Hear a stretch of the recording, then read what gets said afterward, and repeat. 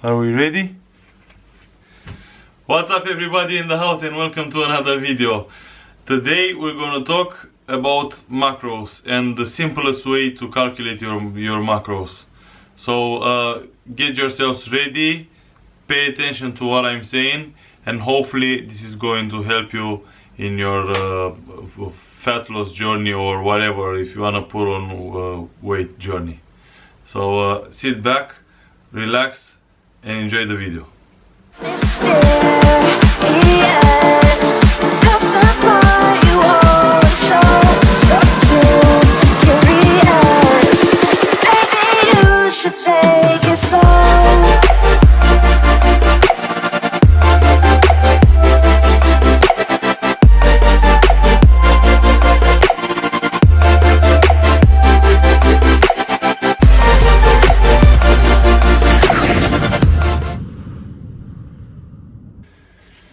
Now, macros. Simple. We're just gonna take a 200 pounds male, just so we can calculate easily. Usually you should multiply your weight in pounds. If you're weighing yourself in kilos, just multiply your weight with 2.2 and it will give you your weight in pounds. You just have to multiply your weight in pounds with between 14 and 16, depending how active you are on a daily basis. But to keep things simple, we're just gonna take it right down the middle, so we're gonna multiply by 15. So we're gonna take an average male of 200 pounds multiplied by 15 equals 3000 calories. So that would be your daily maintenance calories. Now, depending, if you wanna lose weight, you have to take about 500 of that. If you wanna add weight, you're gonna increase your calories with about 300, not 500, because 500 is already too much when you wanna add weight. So most of the people are looking to lose fat, so we're gonna take the fat loss process. So 3000 calories. If you wanna lose fat, to be in a calorie deficit, you take about 500 calories off. So we're gonna start off 2500 calories, right? So that's our start point. And then out of the 2500 calories, we're gonna see what was the protein intake, the fatty intake, and the carb intake necessary to 200 pounds male. So the protein is 1 gram per pound of body weight. So you have a 200 pounds male, easily 200 grams of protein, which is multiplied by 4. Every single gram of protein has 4 calories. So multiplied by 4 equals 800 calories, right, of protein. Then fats. That's how you calculate. You calculate the protein, then you calculate the fats, and whatever it's left, it will be the carbs. So protein 200 grams, 800 calories. Then we have fats. Fats are between 0.3 to 0.5 per pound of body weight. 0.3 to 0.5 grams per pound of body weight. But we're gonna take it down the middle, 0.4 grams of fat per body weight, just to keep it simple. Usually if you have like a high fat percentage, if you are like a very overweight person, I would probably recommend to go by 0.3.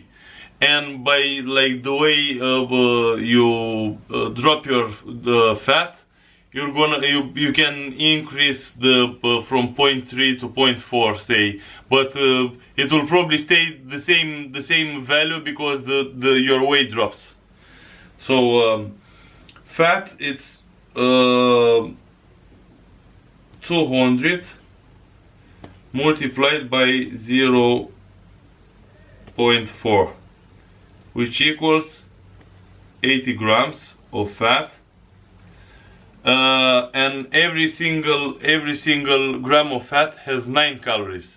So we have 80 grams multiplied by 9 equals, I'll put the equal here, equals 720 calories from fat.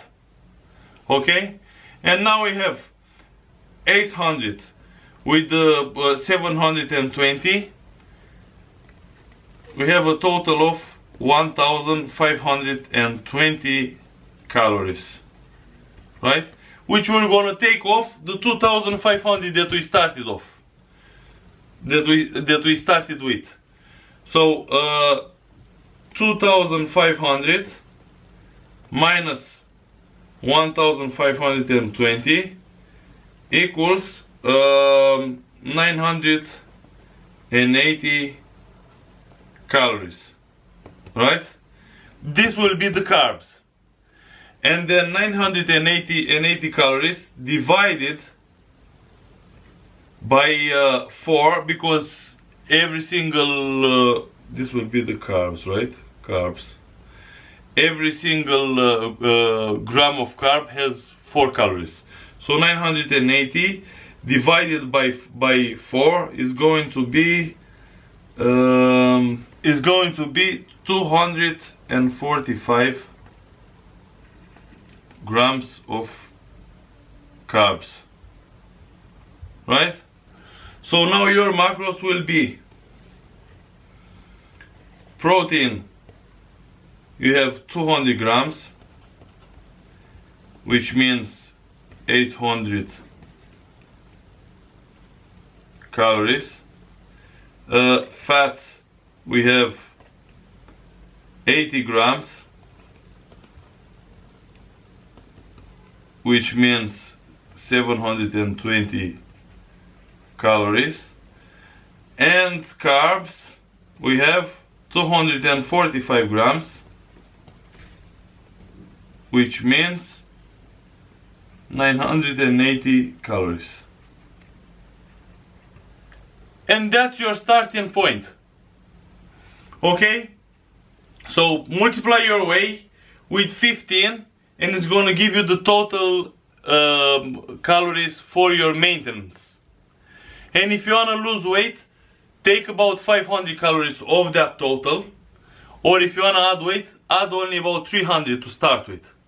But we're taking today the example because most of the people are looking to lose weight. So take the 500 calories off, and then to find out the protein, you need to know it's very simple. This is 1 gram of protein per pound of body weight. So whatever weight you have, in this case 200 pounds, is 200 grams of protein. And then the fats, it's 0.4 grams of protein per pound of body weight. And you multiply the weight with 0.4 and it's going to give you the grams of fat. And then the rest of the calories will be the carbs, which you are going to divide to 4. Those the number you'll divide it by 4, because every single gram of carbs has 4 calories, and you'll find out how many grams of carbs you need. And to find out how many calories the fats have, multiply by 9, and the protein again has 4 calories per gram, and you multiply by 4 the grams. So I hope you find it easy to understand, and it will help you calculate your macros. And I can't stress that enough. You need to get yourself a scale, first of all, to weigh yourself every morning, but don't stress enough about every day's weigh, because the weigh will vary depending on how late you're eating and what you're eating in the evenings.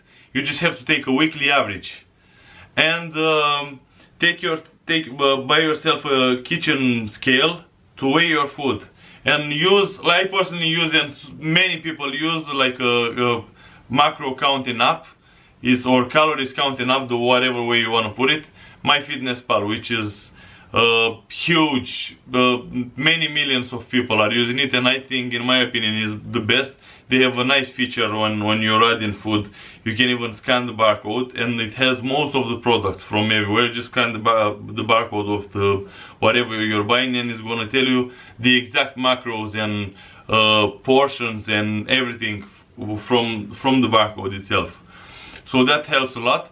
And it's gonna, it might seem difficult at the beginning to track your macros and to weigh your food. It's just a matter of time until you get used to it. Say for instance, for carbs you're gonna eat 100 grams of rice per day, and then you're gonna eat such whatever 500 grams of chicken, and plus other stuff like your protein shakes and other stuff. But you're gonna be able to change the 100 grams of rice, say, with 200 grams of potatoes, and you'll go from there. And then you can change the chicken, and in a different day you can change the chicken with beef and fish, or for the same amount of protein. And if you play around with it for a little while, you'll get used to it, and you're gonna find it very simple, because the app saves your meals every day. And say for instance, if you had on Monday chicken with rice and with veggies, you spread it like in 2 or 3 meals, and you had a protein shake and something else. And on Friday you're gonna have the same thing. You'll be able to just go on Monday and copy the meals from Monday and add them to Friday, and it's gonna make it very, very handy for you. So I hope that helps and you find it easy to understand. But the thing is, I cannot stress that enough. If you want to make progress and if you want to lose weight, you have to count calories. You can't just go by eyeballing stuff, because you'll be very surprised when you're gonna start weighing your stuff and adding them into MyFitnessPal, how much fat you're actually eating, and the carbs and the protein, the fact that you don't get enough protein, and all stuff like that. So it's highly important that you start counting calories if you wanna have proper results and have proper progress. So after you calculate your calories, that's your starting point, right? Whatever number you get. In the case, the example I just gave you, you have the 2,500 calories, and you have your we figured out the protein, the fat, and the carbs, and that's your starting point. In your case, whatever number it gives you, you just calculate them by the method I've just explained, and it's going to give you a number, right? Which is going to be your starting point. And from there, you eat those calories every day, and you weigh yourself every day, and see how it goes. Are you dropping weight? Are you not? Because the calories that I've explained you earlier, and you took 500 off, it's an average number, but it doesn't necessarily apply to everyone's metabolism. You might have a faster metabolism, you might have a slower metabolism, which means that if you have a faster metabolism, you might have to increase the calories because you're dropping weight too rapidly. Or if you have a slower metabolism, you may not drop weight at all with these calories, and you have to drop them even more. Either way, if you have to increase the calories or to decrease the calories, you increase or decrease only the carbs. Usually the fats and the protein stays the same, and you only they stay the same, like the same value, and the value drops as your weight drops. Because if you're like 300 pounds, you're gonna have 300 grams of protein. But then if you drop 100 pounds in weight, obviously 100 pounds later you'll only have only 200 grams of protein, because now you're weighing only 200 pounds. So every single time when you're dropping a specific amount of weight, you just have to recalculate your macros by the method I just told you. 1 gram of protein per pound of body weight, and 0.4 grams of fat per pound of body weight, and you jiggle around with the carbs. And you see how it goes. If you're dropping weight, ideally you should drop about between 1 and 2 pounds a week. Anything over that, it's like you're putting too much stress on your body, and it's unnecessary because your body has to adjust. There are some changes that happen into our bodies when we're dropping weight at a hormonal level, which you don't want to play with around too much, because you can damage the balance of your system. So you wanna drop weight gradually, between 1 and 2 pounds a week. If you're dropping more than that every week, you'll have to just increase your calories a little bit, add another 100 calories or whatever.